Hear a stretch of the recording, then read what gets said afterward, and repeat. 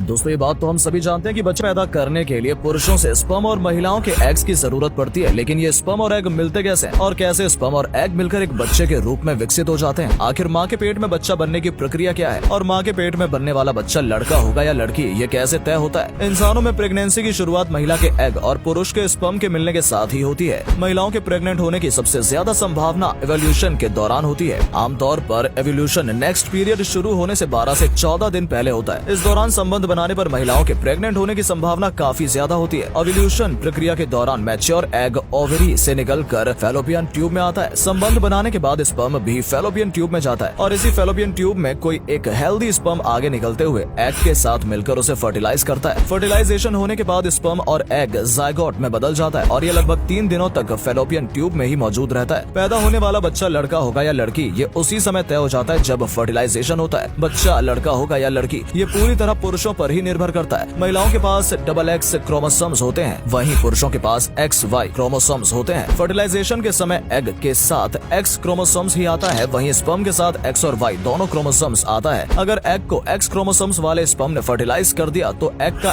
X और sperm का X मिलकर लड़की बनाएंगे। वहीं अगर Y क्रोमोसोम्स वाले स्पर्म ने एग को फर्टिलाइज कर दिया तो XY मिलकर लड़का बनाएंगे। दोस्तों ये बात मैंने इतनी डिटेल में इसलिए बताई है क्योंकि आज भी हमारे समाज में बहुत से लोगों का ये मानना होता है कि लड़का या लड़की पैदा करना महिलाओं के बस की बात होती है, जबकि हकीकत ये है कि बच्चे के लिंग का निर्धारण महिलाओं से नहीं बल्कि पुरुषों से होता है। हालांकि ये पुरुषों के नियंत्रण में भी कुछ नहीं होता। X और Y क्रोमोसोम्स में कौन सा स्पर्म फर्टिलाइज होगा ये ऊपर वाले की मर्जी से ही होता है। जायगोट फैलोपियन ट्यूब में अंदर की ओर जाते हुए यूट्रियस तक पहुंच जाता है। यूट्रियस में जाने के बाद ये यूट्रियस लाइनिंग, जिसे एंडोमेट्रियम कहते हैं, से जुड़ता है। यूट्रियस से जुड़ने की इस प्रक्रिया को इम्प्लांटेशन कहते हैं। इम्प्लांटेशन के बाद सर्विक्स, जो कि यूट्रियस और बर्थ कैनल के बीच का ओपनिंग होता है, वो बंद हो जाता है। लगभग 3 हफ्ते बाद जायगोट एम्ब्रॉयो यानी भ्रूण में बदल जाता है। प्रेगनेंसी के लगभग 8 हफ्ते तक बच्चा एम्ब्रॉयो के रूप में रहता है। इसके बाद ये फॉइटस में बदल जाता है। प्रेगनेंसी शुरू होने से 3 से 4 हफ्ते बाद प्रेगनेंसी टेस्ट से प्रेगनेंसी के बारे में पता लगाया जा सकता है। आमतौर पर प्रेगनेंसी का समय 9 महीने का होता है। मेडिकल क्षेत्र में इस 9 महीने को 3 हिस्सों में बांटा गया है, जिसे ट्राइमेस्टर कहते हैं। तीनों ट्राइमेस्टर 3-3 महीने का होता है। चलिए अब जानते हैं महीने दर महीने बच्चे का विकास कैसे होता है। फर्स्ट मंथ, प्रेगनेंसी के पहले महीने की शुरुआत में ही प्लेसेंटा यानी गर्भनाल का निर्माण हो जाता है, जो पोषक तत्वों को माँ के शरीर से बच्चे तक पहुँचाता है। पहले महीने में ही एम्ब्रॉयो चेहरे का आकार लेना शुरू कर देता है। आंख की जगह पर लार्ज डार्क सर्कल्स बनते हैं। मुंह, लोअर जो और गर्दन का विकास शुरू होता है। ब्लड सेल्स भी अपना आकार ले रहे होते हैं और सर्कुलेशन भी शुरू होने लगता है। पहला महीना पूरा होने तक एम्ब्रॉयो का आकार चावल के एक दाने जैसा होता है। सेकंड मंथ, चेहरा अपना आकार लेना जारी रखता है। इस महीने में दोनों कान बनते हैं। दोनों हाथ और दोनों पैर की जगह पर हल्के उभार आने शुरू हो जाते हैं। इसी उभार में उंगलियों का आकार भी बना होता है। आंखों का निर्माण भी हो रहा होता है। न्यूरल ट्यूब यानी ब्रेन, स्पाइनल कॉर्ड और सेंट्रल नर्वस सिस्टम के दूसरे आवश्यक टिश्यूज का निर्माण भी होता है। पाचन तंत्र और सेंसरी ऑर्गन्स का निर्माण भी दूसरे महीने में शुरू हो जाता है। दूसरे महीने में ही हड्डियों का निर्माण शुरू होने लगता है, जो कार्टिलेज को रिप्लेस करता है। लगभग 6 हफ्ते होने पर एम्ब्रॉयो के सिर का आकार बाकी शरीर के मुकाबले काफी बड़ा होता है। बच्चे की हार्ट बीट शुरू हो चुकी होती है। 2 महीने पूरे होने पर एम्ब्रॉयो को फॉइशस बोला जाने लगता है। 2 महीना पूरा होने पर बच्चे की लंबाई 1 इंच और वजन लगभग 1 ग्राम होता है। थर्ड मंथ, तीसरे महीने में बच्चे का हाथ, पैर और उंगलियां अपना आकार ले लेते हैं। बच्चा मुट्ठी खोलना और बंद करना भी शुरू कर देता है और मुंह भी खोलने लगता है।